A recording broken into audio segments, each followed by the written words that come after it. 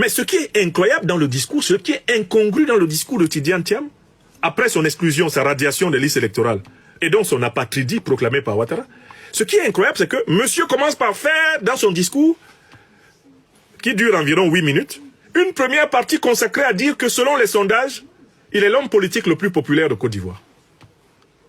Je ne sais pas où il allait chercher ces sondages, mais je vois que les sondages sont sortis de la même mentalité, l'opportunisme petit bourgeois. Il croit que sa radiation des listes électorales, son exclusion des listes électorales, sa sortie d'éligibilité, va le rendre plus populaire que Laurent Gbagbo, que Guillaume Soro, en Côte d'Ivoire. Par quelle alchimie? Pour quel fait de résistance? Dans l'histoire de la résistance, là, de la lutte contre l'injustice en Côte d'Ivoire, Tidiane Thiam a écrit combien de pages? Pour que tout d'un coup, là, lui, il passe avant Laurent Gbagbo et il passe avant Guillaume Soro. Par quelle magie? Il commence par dire que des sondages le donnent vainqueur. Parmi les opposants, il est le premier, devant le président Gbagbo. Mais ça, c'est un blasphème. Mais c'est une foutaise. Et c'est à cette foutaise que le PPRCI lui a répondu. En demandant à ses bases militantes de ne pas participer à son appel à manifester. Lui, Tidiane Thiam. Tu dis que tu es plus populaire que le président Gbagbo. Mais démontre-le. Appelle à manifester. Appelle tes populations populaires que tu revendiques et montre à Laurent Gbagbo qu'en Côte d'Ivoire, tu as plus de gens derrière toi que lui. Oui! Parce que Laurent Gbagbo, on l'a vu à Dabou. Hein. On a vu les hordes humaines qui sortaient. On a vu les foules interminables qui suivaient son cortège. Tidiane Thiam, puisque vous êtes mieux placé que Laurent Gbagbo, selon vos sondages imaginaires, fantasmagoriques, des sondages complètement délirants. C'est des sondages qui relèvent du delirius tremens. C'est-à-dire que même si une entreprise de sondage sérieuse vous donnez ce type de sondage, Tidiane Thiam, il faudrait récuser cette entreprise et vous méfier. Il faudrait chasser le directeur de cette entreprise de votre bureau. Parce que c'est quelqu'un qui vient vous créer des problèmes en vous mentant sur la réalité de votre représentativité politique. Non, monsieur Croix, il a rêvé que dans les sondages, il est premier, et il le dit. C'est avec un tel discours qu'on veut aller dans un rassemblement de l'opposition pour lutter contre l'injustice. Les sondages me placent avant le président Gbagbo. Et au deuxième tour, les sondages disent que je vais gagner avec plus de 53% contre Ouattara. Voilà ce que l'homme dit. Et quelques jours plus tard, son parti est en train d'appeler les gens à manifester en utilisant les sigles des partis qu'ils ont maudits. Des partis qu'ils ont présentés comme des serpents. Sans même la moindre concertation avec la direction des autres partis de l'opposition, il veut utiliser le nom des autres partis de l'opposition.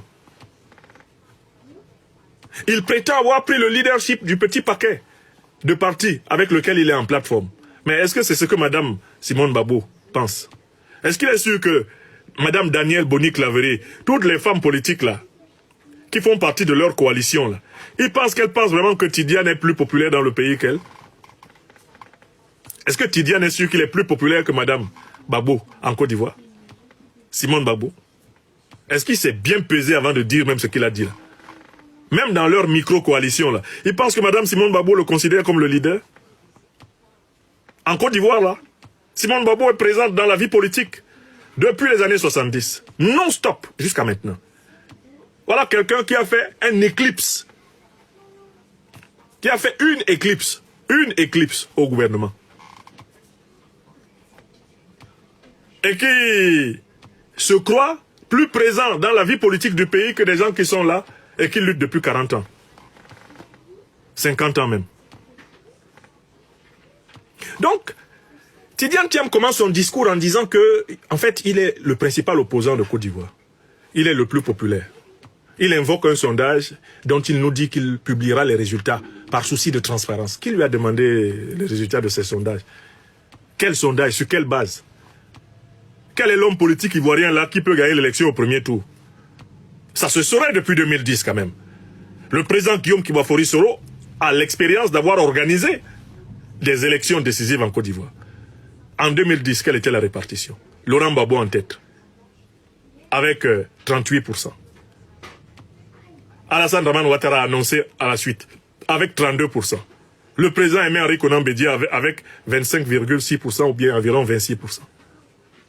C'était ça la répartition en 2010. Tidiane Thiam, lui, il est sorti d'où? Pour croire que lui peut avoir la popularité du président Bédié en Côte d'Ivoire. Pour quelle carrière politique accomplie en Côte d'Ivoire? Pour quel fait d'armes? Pour quel parcours?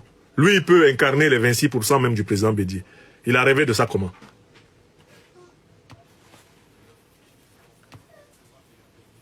Président Bédié ne peut pas faire plus de 40% au premier tour. C'est Tidiane qui vient et qui vient doubler toute l'opposition. Et qui ensuite va passer devant Ouattara au deuxième tour. C'est-à-dire que le simple fait qu'il ait évoqué ce sondage, c'est sa 5e foutaise. C'est un manque de respect total pour l'histoire politique de la Côte d'Ivoire. Un manque de respect total pour les normes même de la science politique, de l'analyse politique. C'est un manque de respect pour l'intelligence des Ivoiriens. Tidiane Thiam ne peut pas être plus populaire en Côte d'Ivoire que le président Laurent Gbagbo. Impossible. Il ne peut pas être plus populaire en Côte d'Ivoire que le président Guillaume Soro. Impossible. Ah, le président Guillaume Kibafori Soro a été présenté par le président de la République Laurent Gbagbo comme son meilleur premier ministre. C'est pas moi qui l'ai dit. Le président Laurent Gbagbo a eu plusieurs premiers ministres. Il dit, le meilleur de tous que lui il a eu là, c'est Guillaume Soro. Si c'est moi qui avais dit ça, on dirait, oh, c'est ton ami, c'est ton leader, c'est ton camarade. Vous traînez ensemble d'une manière ou d'une autre depuis 1995. C'est pas moi qui l'ai dit. Il est là, à Abidjan, le président Laurent Gbagbo. Vous pouvez toujours aller lui demander pourquoi il a dit un jour que celui qui a été, de tous ses premiers ministres, le meilleur, c'est Guillaume Soro. On a vu dans les applaudimètres, hein.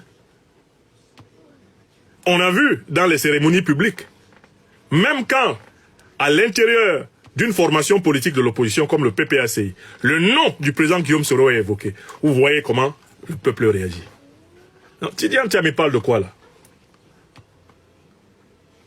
Prendre la direction du PDCI avec la bénédiction des délégués qui croient toujours au mythe du Messie qui viendrait de l'étranger les sauver.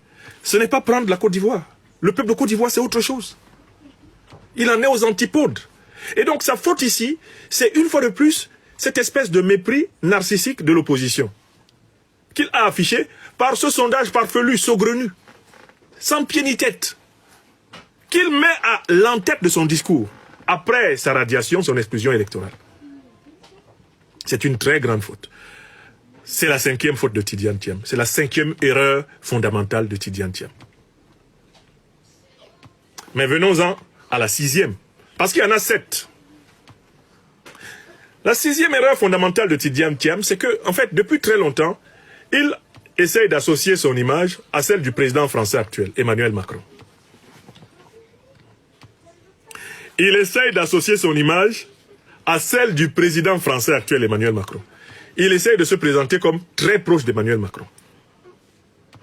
Or, en fait, si Tidiane Thiam était au contact avec les masses populaires africaines, comme nous le sommes, il saurait que t'associer à Macron, c'est aliéner les Africains. Je recommence.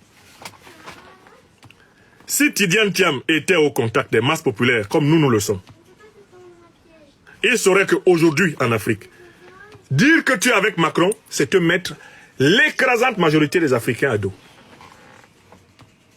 Or, Tidiane Thiam n'a pas compris que certes, en 2017, quand il venait d'arriver au pouvoir, certains leaders africains ont été tentés de penser que parce qu'il était jeune, Emmanuel Macron pouvait être un allié pour l'amélioration de la condition politique en Afrique.